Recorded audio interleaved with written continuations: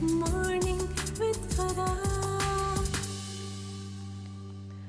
खुश आमदीद ATV morning with फरा में खुश आमदीद। 17 रमज़ान, और जब ये रमज़ान मुबारक का ये दिन आता है तो हमें वैसे ही हर वक्त ज़िंदगी में ग़ज़वा बदर याद रहना चाहिए, लेकिन आज तो दिन ही यौम फ़ुरक़ान का है। एक ऐसा सबक है इस ग़ज़वा में कि ना सिर्फ ये मुसलमानों की पहली फ़तह थी, बल्कि हर मुसलमान की ये ज़िंदगी की पहली फ़तह हो सकती है अगर वो इसकी फ़िलासफ़ी और इन तमाम चीज़ों को, डिटेल्स को समझ ले और उस ईमान कामिल पे आ जाए जो उस वक्त रसूल पाक सल्लल्लाहु अलैहि वसल्लम के असहाब का था। सो उसी के बारे में अभी हम प्रोफेसर साहब आप बात कर रहे थे। प्रोफेसर अब्दुल बासित साहब हमारे साथ हैं, इरम हमारे साथ हैं, राबिया हमारे साथ हैं, कि जब कॉल किया गया कि 3 सरदार उधर से उतरेंगे और 3 सरदार इधर से उतरेंगे, तो वो मंजर कशी हम आपसे सुनना चाहेंगे। जी, मैं आपको अर्ज़ करूं कि जो पुराना तरीका था जंगों का वो ये था कि ज़ाहिर है दू बदू जंग हुआ करती थी, और उससे पहले मुबारिज़ तलबी इस बात को कहते हैं कि किसी एक तरफ से कोई आके ललकारता था कि कोई है मेरा हम पल्ला और कोई है जो मुकाबला करे। सम टाइम वहीं डिसाइड हो जाया करता था, सम टाइम उसके बाद हुआ करता था। तो बदर में भी मुबारिज़ तलबी की 2 हिस्से हैं। एक हिस्सा मुबारिज़ तलबी का ये है कि उस वक्त जो मुशरिकीन कुफ़ार मक्का, उनके बड़े बड़े नाम थे जो उसमें मौजूद थे और जिन्हें अपने उस पर बहुत फ़ख्र भी था और उसका वो इजहार भी करते थे। तो 3 जो उनके अपनी तरफ से सूरमा थे वो सामने आते हैं, और नबी करीम सल्लल्लाहु अलैहि व आलिहि वसल्लम की तरफ से 3 जो अंसारी सहाबा हैं, जो मदीना के रहने वाले हैं, वो उनका जज्बा भी सिवा था और वो आगे आते हैं। तो नबी करीम सल्लल्लाहु अलैहि वसल्लम कहते चलो। तो वो जब जाते हैं तो वो आप ज़रा उनकी साइकी देखें, माइंडसेट देखिए। हाँ जी, वो जो उनके यहाँ तासुब और अपना जो अल्लाह ताला को जो चीज़ पसंद नहीं है वो तकब्बुर कितना है, नहीं नखवत कितनी है। तो वो उनसे नाम पूछते हैं, तुम्हारा नाम क्या है, तुम्हारा नाम क्या है। तो फिर नबी करीम सल्लल्लाहु अलैहि वसल्लम, और ये भी लेट डाउन करने का तरीका है कि हम तो तुम्हें जानते ही नहीं हैं, तुम हो कौन हो। वो जब बताते हैं तो नबी करीम सल्लल्लाहु अलैहि वसल्लम को मुखातब करके वो कहते हैं कि हमारे हम पल्ला लोगों को भेजो। हम पल्ला से उनकी मुराद यही थी कि ज़ाहिर जो कुरैश से हों और बड़े ख़ानदान से जिनका ताल्लुक़ हो। फिर नबी करीम सल्लल्लाहु अलैहि व आलिहि वसल्लम किन को भेजते हैं, उनकी शान क़यामत तक के लिए और फिर आखिरत में भी इंशाअल्लाह जितनी ताबां है वो कौन हैं, हज़रत हमज़ा हैं रज़ियल्लाहु अन्हु, हज़रत अली करमल्लाहु वजहुन करीम हैं, और हज़रत उबैदा हैं। ये 3 लोग जब जाते हैं और वहाँ से उतबा, रबिया और वलीद वो लोग आते हैं, और ज़ाहिर वो बनु उमय्या से हैं, आपस में रिलेटिव भी हैं, ये लोग भी आपस में हैं। तो फिर वो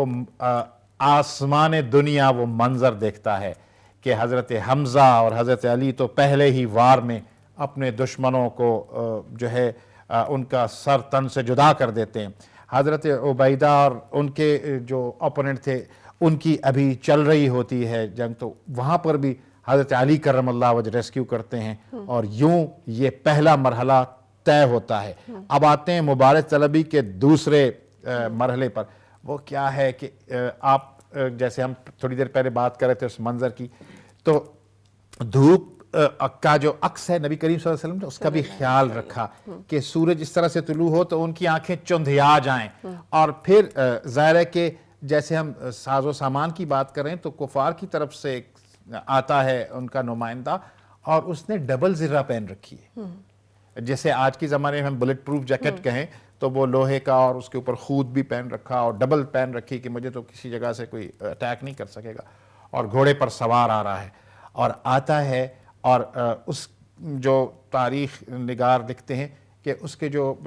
जैसे आपने कहा ना निशान ज़दा और जंगों में जो अपने आप को डेकोरेट करना, तो वो इतनी चमक थी कि वो आँखों को चौंधिया रही थी उसकी जो ज़रा थी।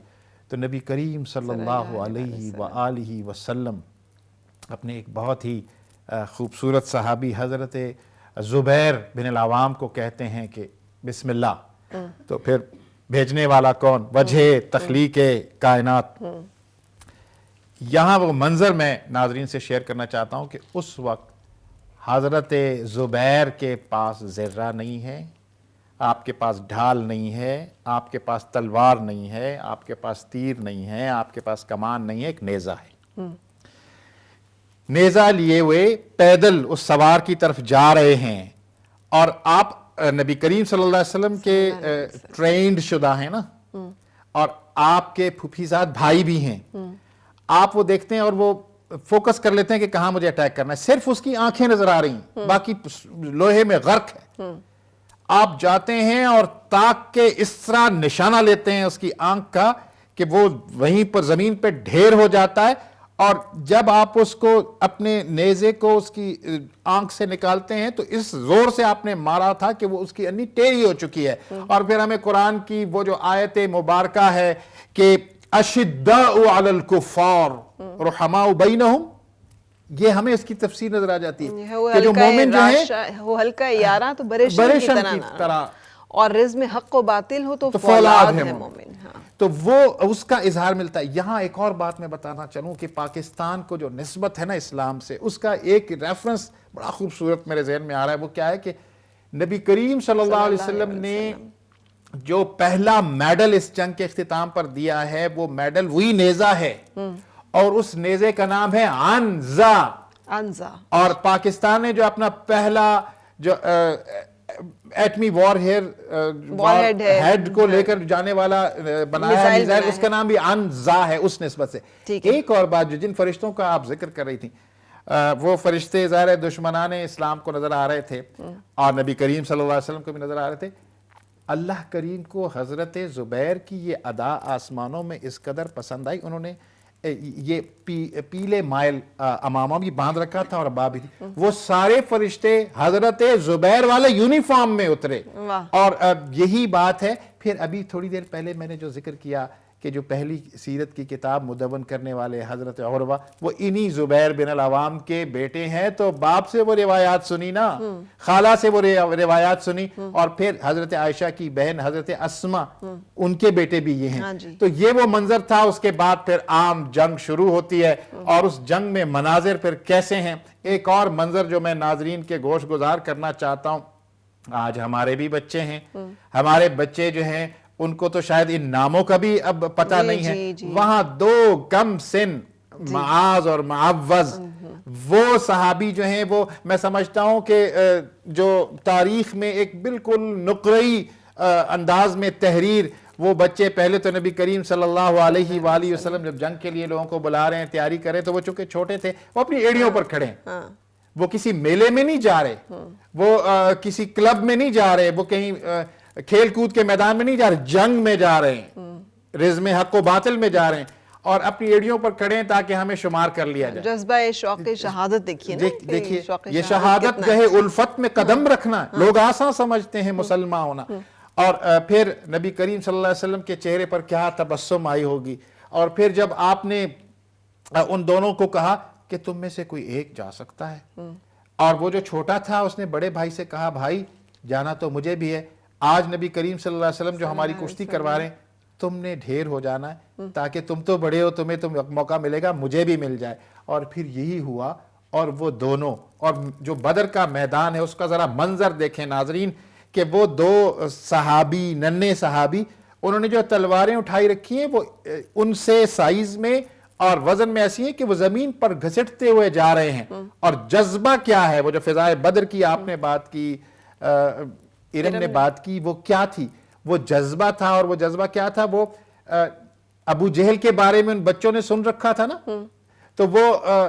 ایک صحابی کو، وہ عبداللہ بن مسعود ہیں، انہیں پکارتے ہیں، چچا چچا، عمو عمو، ہمیں بتائیے کہ وہ دشمن رسول اللہ صلی اللہ علیہ وسلم کون ہے اور کہاں ہے؟ تو وہ دور سے اشارہ کرتے ہیں کہ ابو جہل وہ سوار ہے گھوڑے پر۔ تو روایت میں آتا ہے کہ وہ ایسے پرندوں کی طرح اور جیسے لپکتے ہیں اس کی طرف، اور وہ چونکہ گھوڑے پر ہے تو ایک بھائی جو ہے وہ گھوڑے کی ٹانگ پر وار کرتا ہے، دوسرا جو ہے وہ ابو جہل کی ٹانگ پر وار کرتا ہے، اور وہ غرور،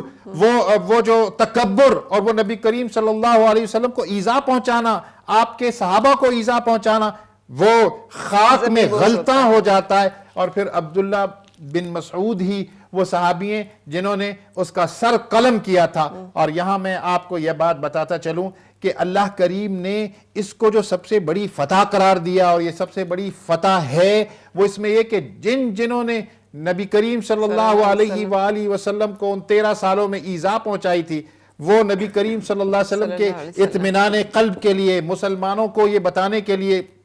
کہ حق کا راستہ یہی ہے. اور آج بھی اگر ہم یہی ایمان پیدا کر لیں تو ہمارے سامنے بھی میریکلز ہو سکتے ہیں, اور بہت سارے میریکلز ان 1500 سالوں میں ہوتے چلے آئے ہیں. بالکل ہم بات کریں گے, لیکن ارم ایک وقت جب وہ سارے جو مشرکین ہیں وہ ان کو اکٹھا کیا گیا, معرکہ بدر جو ہے وہ ختم ہوا,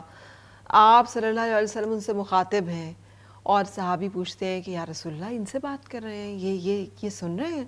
تو آپ کہتے ہیں کہ یہ تم سے زیادہ سن رہے ہیں. سو ہمیں وہ جو یہ بھی ایک پتہ چلتا ہے کہ یہ جب کوئی دنیا سے چلا جاتا ہے تو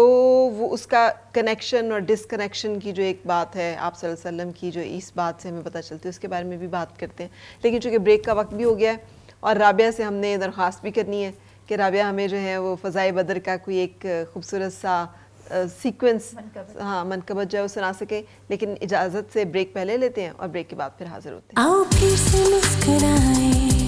اور مل کے گنگنائیں, ہیں گمشدہ جو خوشیاں